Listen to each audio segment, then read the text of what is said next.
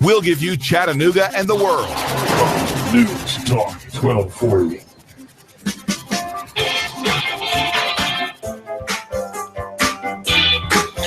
Reactionary politics. How I love thee. Well, not really. Actually, I kind of hate thee. This is Digital Drive here on Hot News Talk Radio, AM 1240, and hotnewstalkradio.com as well.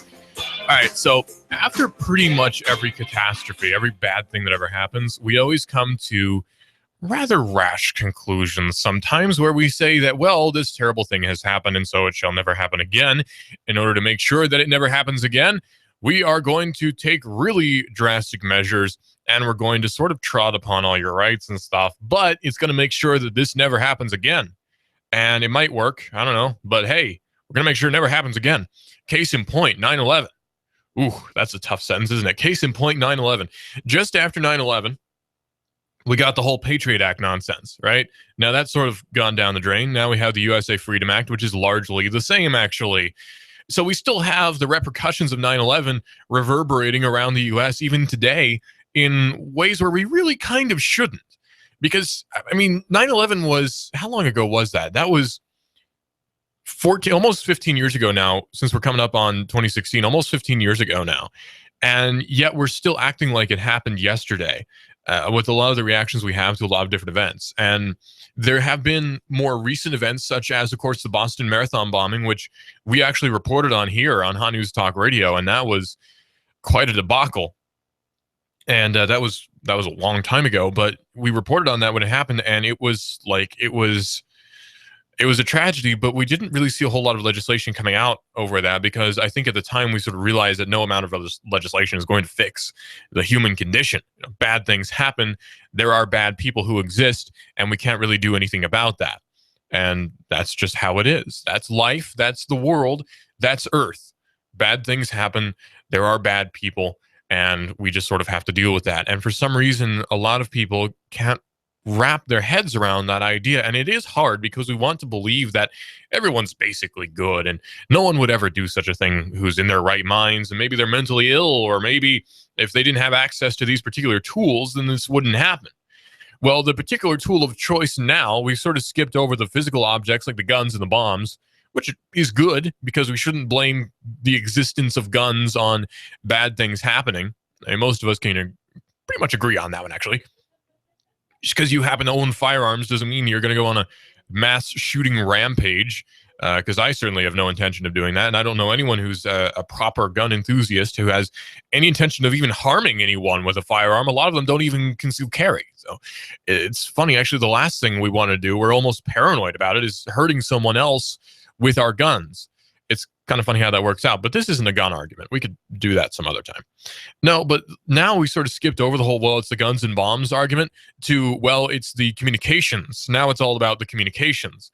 And we're seeing a GOP person, unsurprisingly, who is blaming now social media. In fact, he may have called on the FCC, the Federal Communications Commission, which of course rules over radio as well, to ban social media and other sites. Now, this is Representative Joe Barton, who is a Republican from Texas, which is a unsurprising combination to spout this sort of rhetoric, who is kind of upset about social media. In fact, according to Extreme Tech, at an FCC hearing today, Representative Joe Barton asked the FCC if it could take action to shut down social media sites in order to hamper and block terrorist communications. The entire episode seems at least partially sparked by erroneous reports that the Paris terrorists use PS4 games to communicate and coordinate their attacks. Those reports have been retracted and, as far as we know, are not true. They've not been confirmed. So the whole PS4 argument sort of flies right out the window. PlayStation 4 was probably not used to plan the Paris terrorist attacks. And even if the PlayStation 4 was used to plan the Paris terrorist attacks, what really difference does that make? The difference that was made was that bad people did bad things, not the tools with which they used to commit these bad acts. The tools don't really matter. The act matters, yes, but the PlayStation 4 did not directly facilitate someone bombing someone else. It doesn't really work that way. You can watch, by the way, a video of him making these rather rash statements in a video oversight of the Federal Communications Commission, it's a C-SPAN thing. But Extreme Tech helpfully transcribed it, saying, ISIS and the terrorist networks can't beat us militarily, but they are really trying to use the internet and all of the social media to beat us psychologically. Isn't there something we can do under existing law to shut those internet sites down? I know they pop up like weeds, but once they do pop up, shut them down and then turn those internet addresses over to the appropriate law enforcement agencies to try and track them down. I would think that even in an open society, when there's a clear threat, they've declared war against us, our way of life. They've threatened to attack this very city our capital is in, and that we could do something about the internet and social media side of this equation. Wow.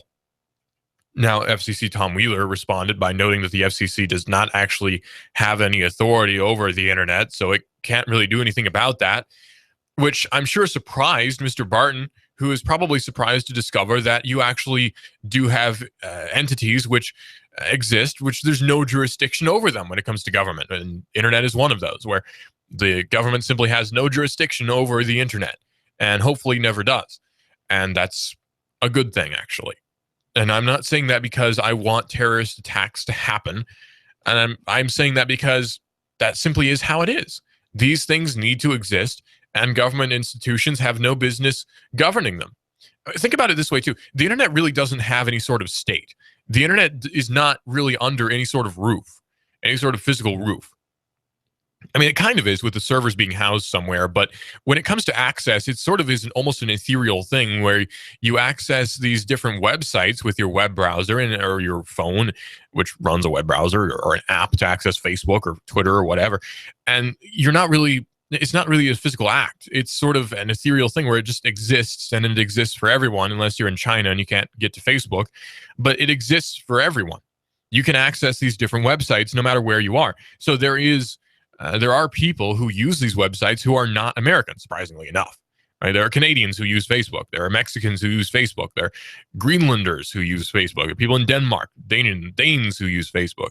All around the world, there are Iranians who use Facebook, and they have a right to do that. They can use Facebook, and that's okay, right? Because not everyone's a terrorist, believe it or not. Some people are. Some people do bad things, but just because some terrorist plots were perhaps plotted over phone lines, should we then ban all phone lines? No, of course not. It doesn't work that way.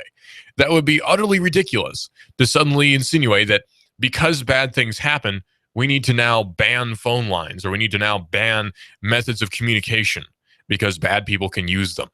This is nonsense, and it's not real logic. It's just throwing around rhetoric, but we still see it, and we see it from both sides. That's the funny thing. Because I want to point out really the hypocrisy almost, where you see Democrats who, and I'm generalizing, and I'm not privy to party politics that much because I don't engage in party politics that much. I'm not a Democrat, and I'm not a Republican. I'm very independent, to the point where I don't think that elections mean much of anything anymore, if they ever did. But Democrats tend to run on a platform, liberal ones anyway, of gun control. That tends to be a really big argument, which the liberal Democrats will use. And they can do that. That's cool. You can have that opinion, and that's great. Republicans, for the most part, run on a platform of less gun control, although not an abolishment of gun control, which would be nice. But that's not the platform Republicans run on. But you see a lot of the time conservatives going on about how liberals are always want to control different things. They want to control the guns. But then when you start talking about, say, cybersecurity or them terrorists, all of a sudden the argument shifts to the exact same argument the Democrats, the liberals are using for guns, except you're applying it now to intelligence. It's the same argument. It's just used on a different application. Same argument, different application. Basically, it's the same paint, different wall. It's ridiculous, but we keep seeing it so often. And the hypocrisy is enormous. It piles up. And that's part of why I don't engage in party politics. I can't, in good conscience, engage in party politics because neither party really agrees with me. I don't agree with either party because I can't. I can't see myself agreeing with any of these political parties for technological reasons, for philosophical reasons, for simply practical reasons. I cannot, in good conscience, identify with any of these political parties, not even when it comes to the lesser of two evils argument, because there's a really good statement I like from Spurgeon, which is when it comes to choosing the lesser of two evils, choose neither, because you do have that option, and that's the option which I tend to take. But when you look at the hypocrisy, it just is enormous. And of course, this is not a statement from the entirety of the Republican Party. Neither is gun control a statement of the entirety of the Democratic Party. To be perfectly fair, I recognize that. And I know that not all Democrats want there to be gun control, even, especially in Georgia. The state of Georgia is almost I note it anyway, for having people in the Democratic Party who are kind of conservative, actually. I would even say that they are just conservative. In the Republican Party and the Democratic Party in Georgia, honestly, some of the Democrats there are good guys. And it's surprising, but I mean, they're not bad guys. I disagree with them on some points, but they tend to be even anti-abortion. They tend to be pro-gun. They tend to be, all sorts of just the classic conservative stuff. Any sort of conservative rhetoric you want to throw out there, they probably agree with it. And they just happen to be Southern Democrats. So that's just how it happened. I'm not sure how that happened, but that's how it happened. It's weird stuff, but Georgia tends to be sort of weird in a lot of different ways, actually. Really, Georgia's kind of a weird state with a lot of ways. Georgia is very, very old. And so it's not surprising sometimes that Georgia has very old mentalities on a lot of things. Georgia is an extremely old state. I mean, its inception predates even the Revolution. Georgia's been around since forever. Georgia territory is even extended all the way out to Mississippi. Georgia was huge when it was a colony, and then it got sort of cut down. And General Oglethorpe was actually the governor of the Georgia territories. That's where we get Fort Oglethorpe down in Georgia. But yeah, no, Georgia's a great state. I actually really, really enjoy living in Georgia. And I really like Tennessee too.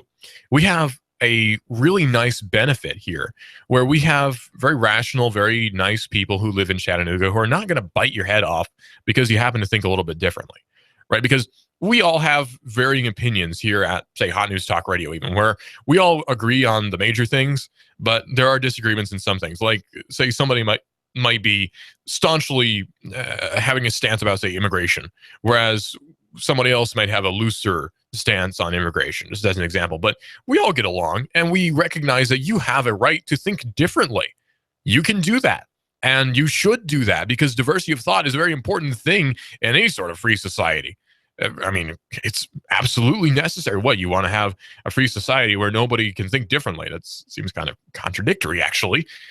But then again, we have this guy who's petitioning the FCC, it would seem, or at least asking the question, can we do something about this? And the question, which this particular Republican, get his name again, Joe Barton, who's a Republican from Texas, he's a representative, asking the FCC if any action could be taken. That question in and of itself is a huge problem, because it's a complete disregard for any sort of free speech. It's a complete disregard for any sort of freedom of communications. This guy disregards all of that. Now, I don't think that Joe Barton is a bad guy in and of himself. I don't think that he is an evil man.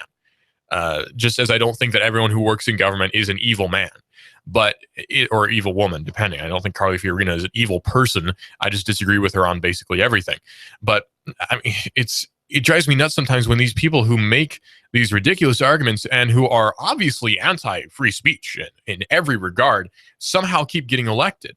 Because this is kind of popular almost, that some sort of control needs to be taken over social media. Because social media, especially to the older generation, and I'm not knocking the older generation, there's a lot of wisdom there, but to the older generation is a scary thing.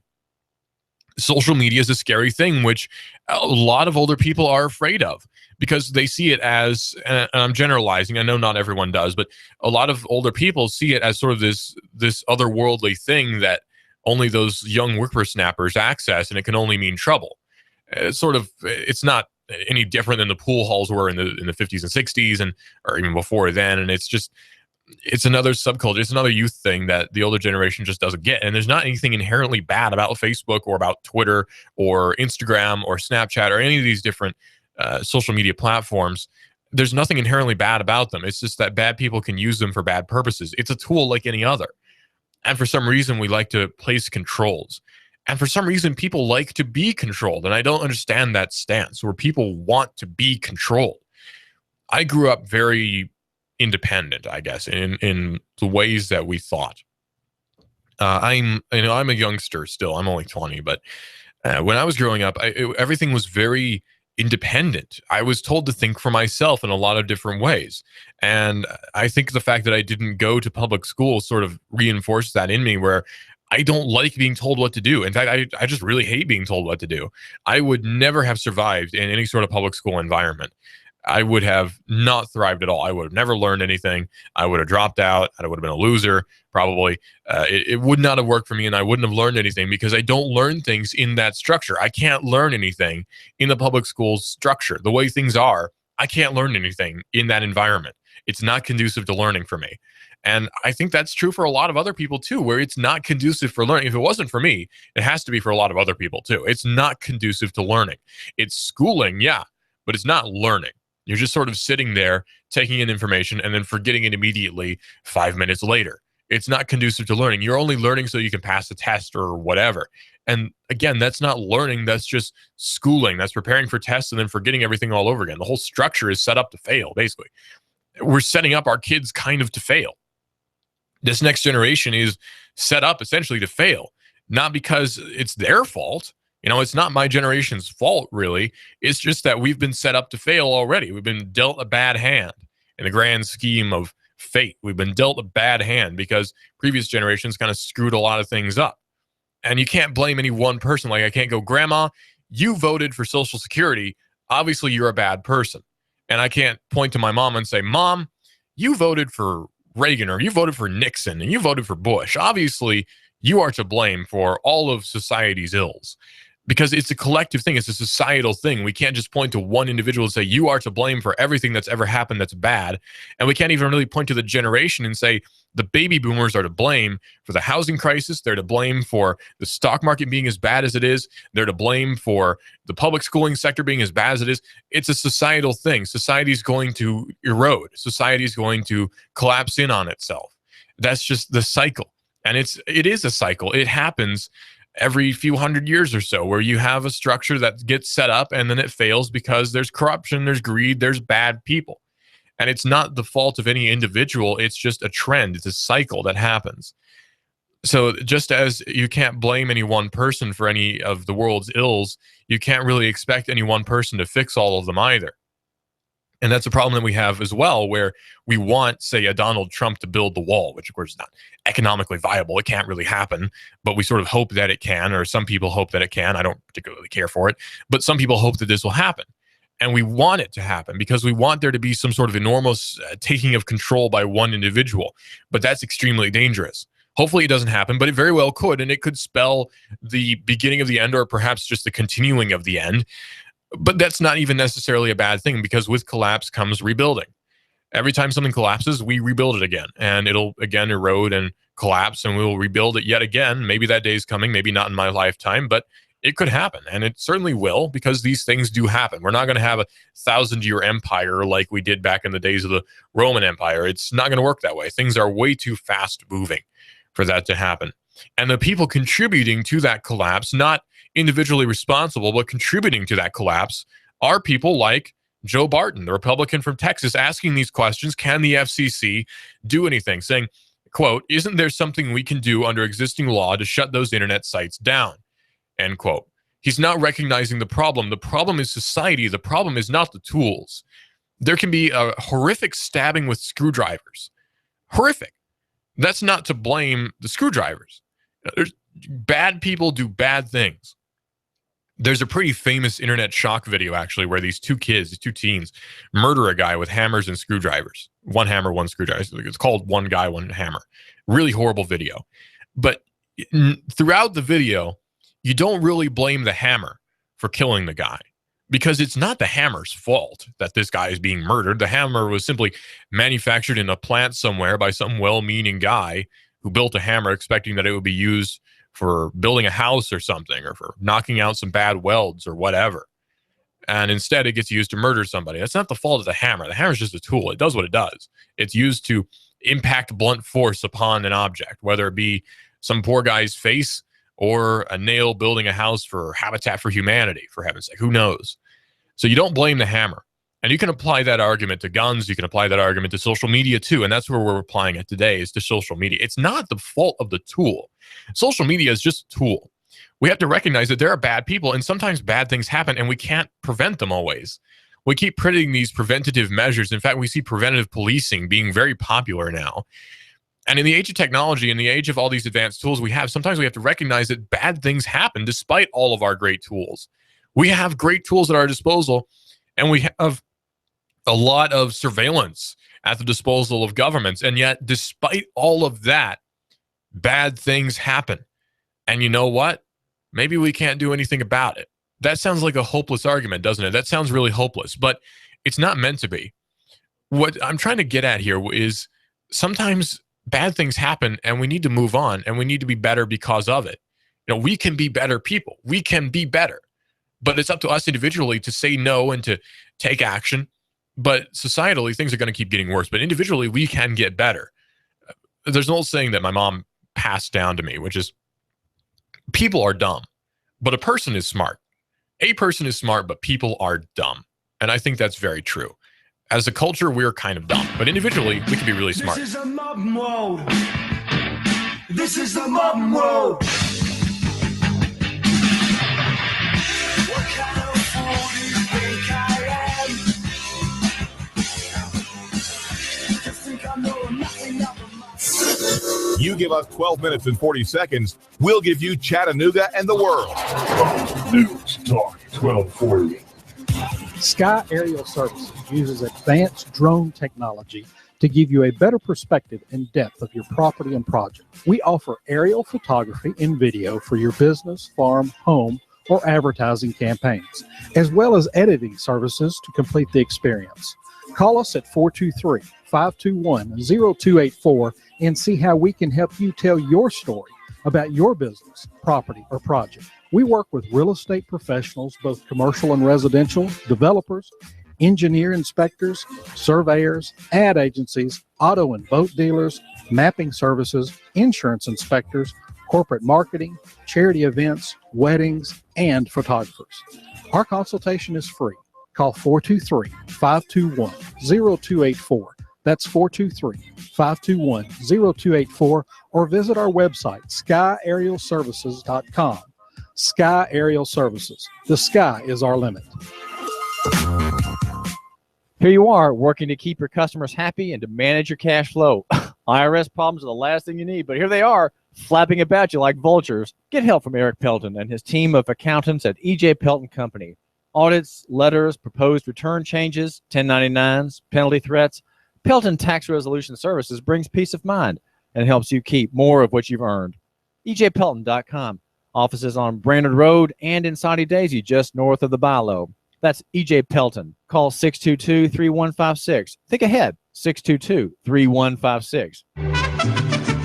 We've got a table here at Delia's in Soddy Daisy, ready to delight in a plate of authentic Mexican food. Delia's spreads a rich selection, loaded nachos, crazy chicken, homemade tamales, maybe the enchiladas with beef, chicken, pork, quesadillas. Every dish beautifully pictured on the menu to help us decide. Join us for lunch or dinner. We're at Delia's in Soddy Daisy on Dayton Pike near the Thrasher Light. Here's dinner. Delia's uses the freshest ingredients, cooked to perfection. Nachos, homemade. Delia's open every day except the Lord's Day. For lunch and dinner, treat yourself to Delia's genuine Mexican food. In Soddy, call 521-7145. That's 521-7145.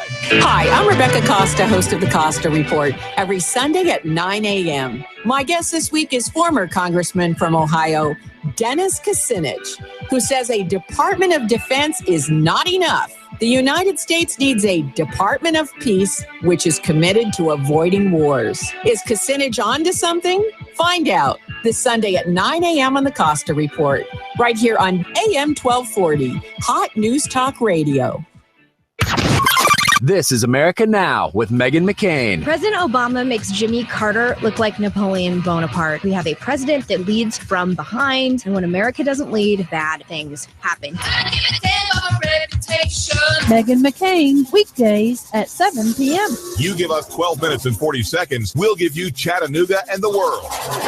News Talk 1240. Hi, I'm David Tulis, inviting you to make the move with me 9 to 11 a.m. weekdays here at AM 1240 Hot News Talk Radio.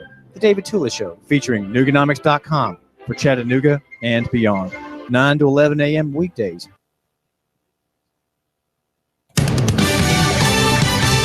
Fox News Radio, I'm Lillian Wu. A claim coming out about the Russian plane explosion over Egypt. ISIS publishing in its propaganda magazine a picture of what it says was the bomb. There are immediately going to be doubts about the authenticity of this because all it essentially shows is a tin can and what could be a detonator or a switch. But the photograph would have had to have been taken before the plane took off. And there is absolutely nothing else in terms of photographic evidence or otherwise which puts it in the context of Sharm el-Sheikh or a passenger taking it on board or someone who works at the airport taking it on board. Ian Woods with Fox Sister Network Sky News. Meanwhile, the California-based group Eagles of Death Metal on stage when terrorists attacked their concert in Paris have returned to the U.S. and suspended all further shows. And cleanup starting after a Pacific Northwest storm which killed at least 3 people, cut power to more than 300,000. Fox News Talk 1240. You give us 12 minutes and 40 seconds, we'll give you Chattanooga and the world. Fox News Talk 1240.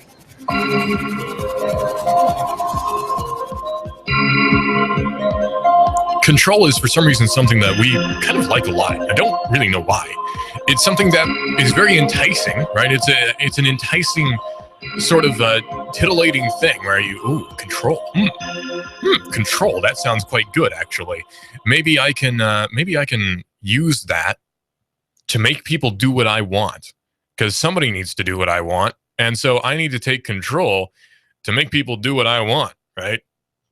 Problem is, that doesn't really work because there's always going to be somebody who says, well, hey, I don't actually want to do what you want. It's an amazing concept. I don't actually want to do what you want me to do. Wow. And that's when people start saying, I don't want to be coerced. And that's when different parties start up saying that we will not be coerced. But actually, they kind of will be because they're not going to do anything about it.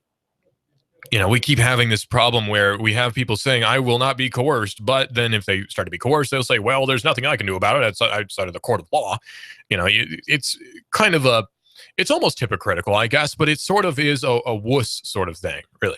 We have these guys who say, they ain't taking my guns. Obama ain't going to take my gun because if he tries to take my gun, I'll tell you what, I'll just gun down. The police officer comes in to take my gun. But then, the cop comes in and goes, oh, hey, Bill, what's up? Hey, I came to take your gun. Oh, well, go ahead, I guess. It's okay. Because that would be what would happen.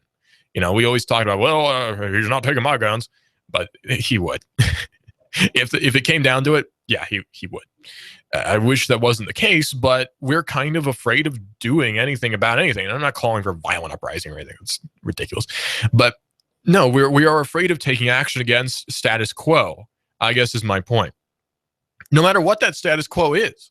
And case in point, New York right now, in NYC, good old NYC, home of the yellow cab. I've been to NYC once. It's dirty. It's big. It's kind of scary. The subways are very confusing, but it's not a bad city. The people there aren't bad. There are lots of good people in New York City. In fact, there's a lot of history in New York City. One of the oldest cities in the country. Lots of good things you can say about New York City. And you can say that the taxi system there is pretty well organized, right? I mean, it's got lots of unions. I mean, there's the Taxi and Limousine Commission to make sure that the taxis run on time, and there's only a certain amount of taxis in the city of New York. You got to make sure that that is the case. Well, maybe we start to run into problems when you have, say, an entity telling other entities what to do, saying, hey, there can only be so many of you, and we're going to make sure you run along with these standards. And if you break these standards, we'll fine you several $100 or $1,000, up to $1 million maybe. We'll fine you a bunch of money. And if you keep violating, the fines will just stack up.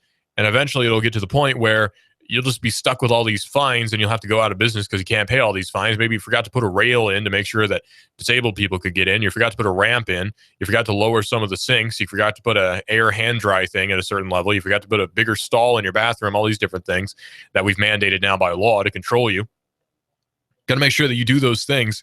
Well, in that similar vein, the owners of I got a little bit off track. The owners of New York's taxi medallions have filed a lawsuit against city regulators today, saying that their business has been devastated by this decision to allow companies such as Uber to compete with the Limousine Commission, the taxis, the yellow cabs, using e-hail services. Now, this is a perfect example of the free market at work, really. Because, yeah, everyone recognizes the yellow cabs. It's an iconic part of New York City. When you see those yellow cabs, you know that's New York.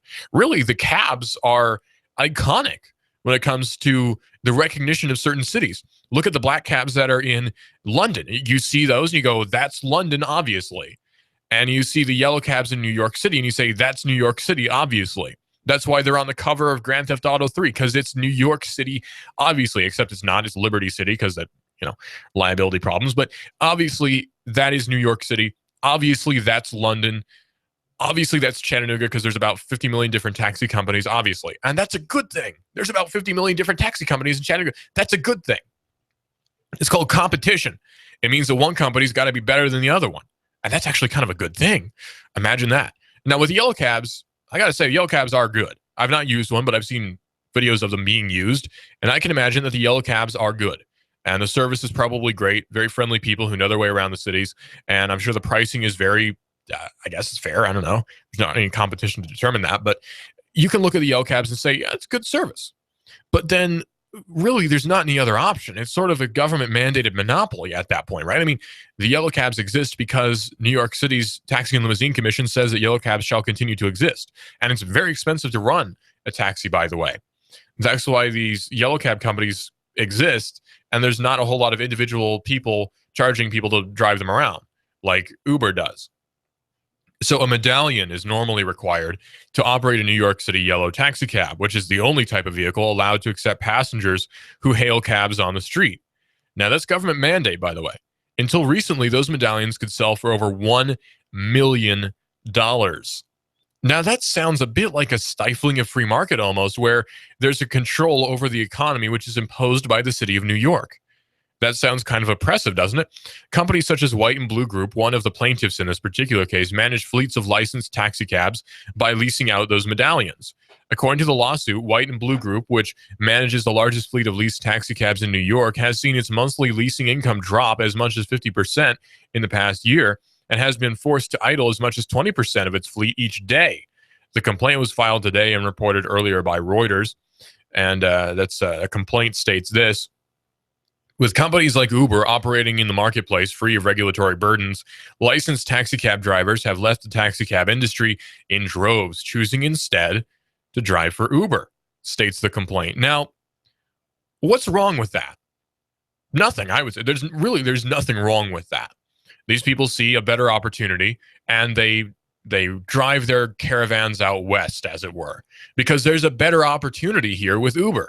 Now, I'm not being paid by Uber. I've never actually driven an Uber car. I've never driven for Uber, and I've never been in an Uber car as a passenger. So I guess you could say I'm totally neutral on this, but I'm not. I have an opinion, and that opinion is that Uber is a free market operator, despite having to make agreements with the state governments and city governments at some points, even federal governments sometimes. Uber is a free market operator for the most part, much more so than yellow cabs are. And the Taxi and Limousine Commission is an impressive entity. It's something which is led by government in order to stifle competition. You really can't make an argument that would oppose that. I mean, to say that that's not the case is what I mean. You can't make an argument saying that, no, it's not to stifle growth, it's not to stifle business. It obviously is. There's no way around it. That's what these particular entities are designed for, is to stifle free market in the taxi and limousine areas, where now suddenly you can't run a taxi company, right? You can't run a taxi service unless you're registered with the Taxi Limousine Commission in New York. That leads to registration, which leads to oppression, really. I mean, that is what it is. It is oppression. It's state-sponsored control of business, which is not very American, although it is becoming increasingly more so. And that's kind of a problem, actually. Really. I mean, that's a bit of a problem, because now we're going to see less revenue. And actually, I guarantee you, if the free market was allowed, and I hate saying that, but if the free market reigned in New York City, there would be even more revenue for the city of New York than there is now, even with the yellow cabs. I guarantee you there'd be more revenue. And even if there's not, the city has no right to revenue. Cities don't have rights. States don't have rights. Countries don't have rights. Rights are for individuals. They have allowed powers and they have denied powers, right? Things not delegated in the Constitution are then delegated over to the states, right? We get that idea. We get this concept. This is basic stuff. But those are allowed powers and denied powers. Those aren't rights, really. Those are powers, not rights. And these two things are separate. Individuals have rights and states have powers, denied ones mostly. So the city of New York doesn't have a right to income. It doesn't have a right to make cash off of you riding in a yellow cab. It doesn't, there's no claim to that, really. It doesn't exist. That claim does not exist. It's sort of implied, but it doesn't really exist in any sort of concrete way. There's not any written statement that I've seen from any sort of founding document that says cities shall make money because you drive taxi cabs. I don't see that anywhere. Well, the complaint says that with companies like Uber operating in the marketplace free of regulatory burdens, licensed taxi cab drivers have left the taxi cab industry in droves, choosing instead to drive for Uber, says the complaint. Now, there are two paths I can see here as a result of this complaint, and one is way better than the other, in my humble opinion, IMO. The one option, the bad one, is the city of New York says, yes, I understand this. Okay, so what we're going to do is we're going to place controls and make it illegal for Uber to exist as Uber in the city of New York. And now there's going to be only yellow cabs in New York. No other ride for hire, ride sharing, none of that nonsense. It's just going to be yellow cabs. That's the bad option. The good option is the city of New York, and this is the less likely option, unfortunately. The city of New York realizes this, and some attorney somewhere says, actually, you know what? We're getting rid of the medallion system in New York. We're starting a new era of free market in New York, and yellow cabs can exist, right? Yellow cabs exist, okay? But also Uber exists, and there's going to be competition. Like, duke it out. Yellow cab goes out of business. Hey, you know what? That's business. Uber succeeds. Hey, you know what? That's business. Uber goes out of business and yellow cab succeeds. Hey, you know what? That's business. Nothing personal, right? Just business. That's how it should be run. That's free market. That's good, because that means people have jobs in this particular case. It means people have income, or at least they have revenue. They're taking money in, is what I mean. They're going to have some cash, and the more money for more people is good. And there are different methods of doing that. You have the Bernie Sanders option, which is guaranteed minimum wage, $15 an hour, right? That's an option. It's not the one I choose, but it is an option. And then you have other options like, hey, there's a lot of jobs available because there's not controls on which jobs can be done by who. Suddenly, now you have a whole lot more jobs, and people are paid better, actually. Like ride for hire, I guarantee you can make more than $15 an hour riding for Uber. I guarantee you. So you're making better than minimum wage, and you're not licensed to do anything other than drive, and which you probably are already, especially if you're going to get a job which has minimum wage. So why wouldn't you do that? It seems like a great option. Well, companies like White and Blue have been forced to repeatedly slash daily lease rates to compete. It continues. Despite this, there are still not enough drivers willing to lease medallion taxi cabs at any price, resulting in taxi cab graveyards scattered throughout New York City. So the yellow cab, as we know it today, is kind of on the way out. It's almost dying. And again, that's not really a bad thing. That's just business, nothing personal. Other plaintiffs include individual medallion owners, the Taxi Medallion Owner Drivers Association, and credit unions that give loans based on medallions. For instance, LOMTO, I guess, Federal Credit Union, has 628 medallion loans totaling about $138 million. Now, note that the medallion system has basically created a new market which is propped up by government, because medallions are an artificial construct of government, New York City's government. They wouldn't exist if there wasn't this control. So New York City has almost created its own underground market, or it's not even underground, it's created its own market almost. That's at least worth $138 million. That's huge. But I would venture to say that the ride sharing could potentially bring in more than $138 million. And just let it slide, and hey, maybe we'll bring in more revenue and more innovations will be made. The suit states that the New York City government misled them about the value of the medallions. It also states that there's no reason to regulate medallion taxi cabs, which can only charge a regulated metered fare differently than for hire vehicles like black car services or Uber, which can vary fares with market demand, kind of like almost, surprisingly, a free market system. Kind of crazy, right? I know it's insane. But with the rise of technology, we are seeing more free market applications being made. And that's where the tech angle comes in. Because without smartphones, Uber would not exist. Without the smartphone, without the current tech, Uber couldn't exist as it does today. And it's great that we have these resources. It's amazing we have these resources because now we have a new reinvigorated era of free market thanks to technology. There's so many different markets that are opening. There's so many different fields that are opening that we didn't even know existed. Information technology is kind of a new job. I think about the last 30 years. You said you worked in IT. 95 people say, what does that mean? IT, what? See, like, things have changed so much. Things have changed drastically. Now there are whole new jobs dedicated to just coding software. There are whole new jobs dedicated to freelance programming. All sorts of brand new jobs have opened because of the free market, because of this tech sector that's brand new. And it's now taking on physical manifestations with ride sharing, where the market has changed drastically just due to taxi cabs going out of the way and saying, hey, ride sharing is now the thing. And taxi cabs are not the traditional sense of taxi cabs. We saw a big complaint here in Chattanooga recently with the whole application of Uber being used here. And Chris Anderson, some of the city councilmen, were against the whole idea of Uber. Not really against the idea of Uber, but they implied that maybe some control should be made. I don't want to put words in Chris Anderson's mouth. I think he's a good guy. I don't want to put words in his mouth. But it was amazing. It was surprising that that there was this clamor for this. There's a clamor somehow for control over Uber. And again, for some reason, people want control.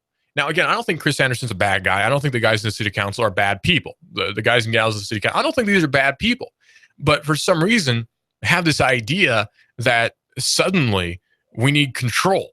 And that's, for some reason, an astounding idea. We don't really need control. We can actually get by with you doing nothing in the city council.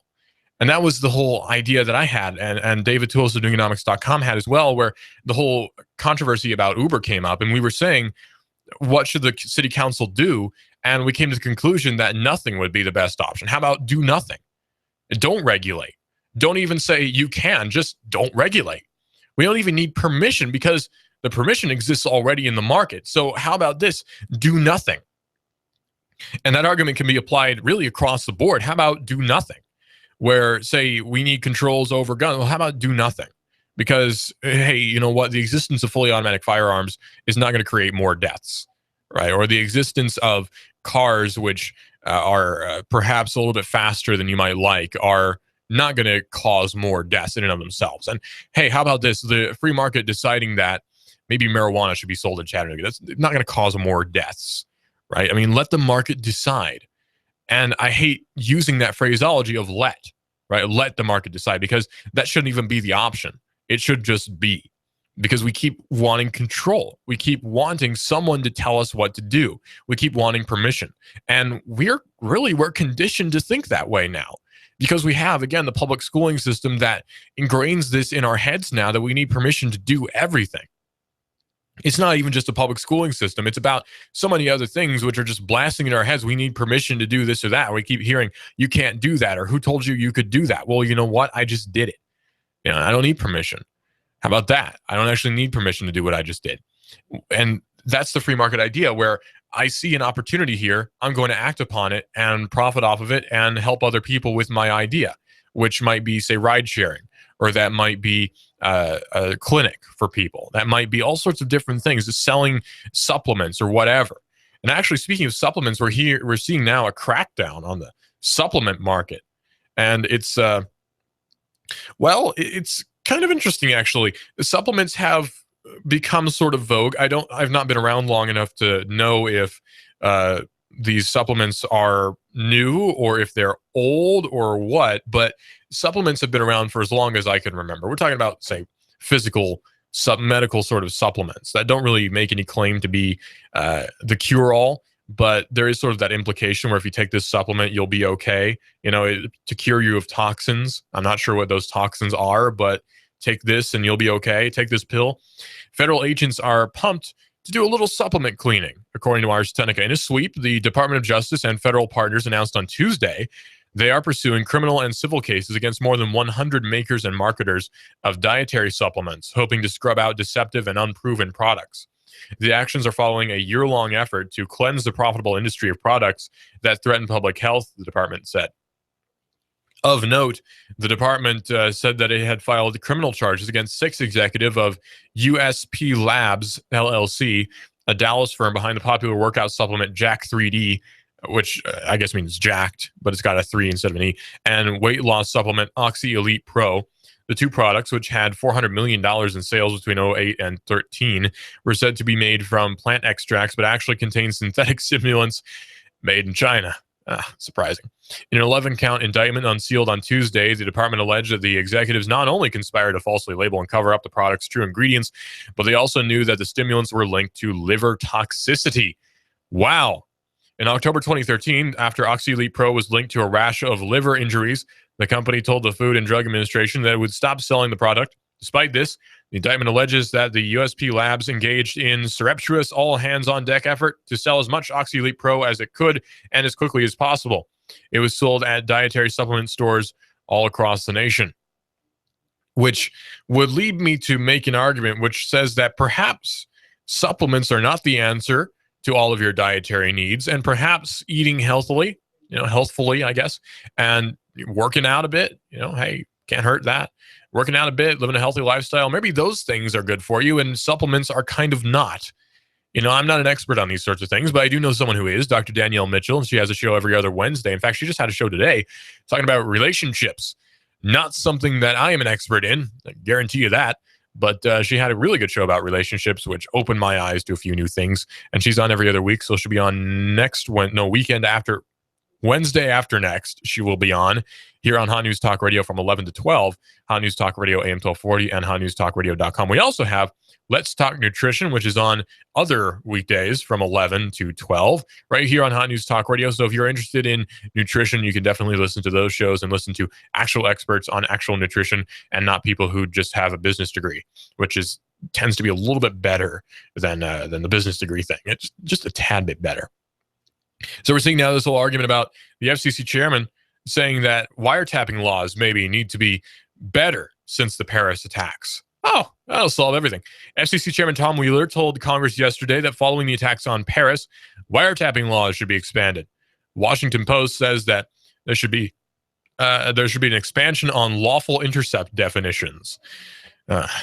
Specifically, we're talking about Assistance for Law Enforcement Act known as CALEA, which is a 1994 act which forced telephone companies to make their phones easier to wiretap, and that has been controversially extended to other communications as well.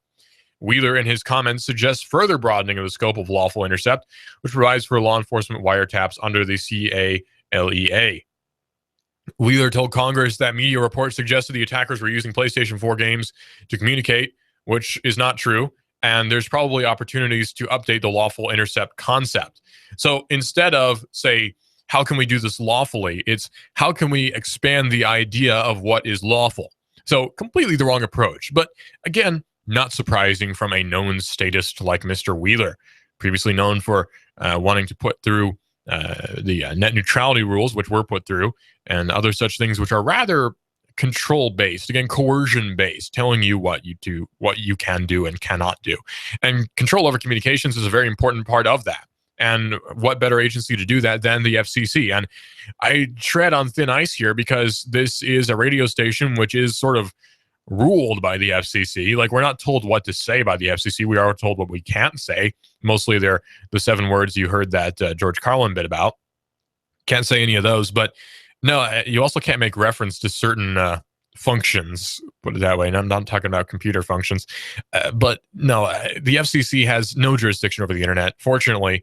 And that was actually pointed out by Tom Wheeler when that particular Republican from Texas was saying that maybe there should be more controls over the internet. So thank goodness.